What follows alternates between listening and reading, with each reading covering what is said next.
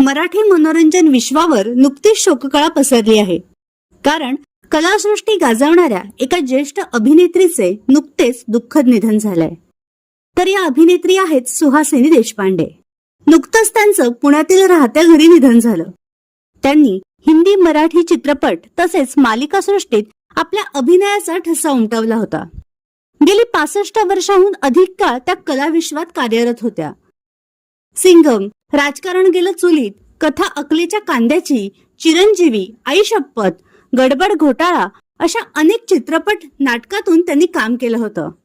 तसेच अभिनेत्री सुहासिनी देशपांडे यांनी त्यांच्या अभिनयाने विरोधी भूमिकाही सुंदर वठवलेल्या पाहायला मिळाल्या. त्यांच्या निधनाच्या बातमीने कलासृष्टीला धक्का बसला आहे. तर आपल्या चॅनलच्या परिवारातर्फे अभिनेत्री सुहासिनी देशपांडे यांच्या आत्म्यास शांती लाभो हीच ईश्वरचरणी प्रार्थना.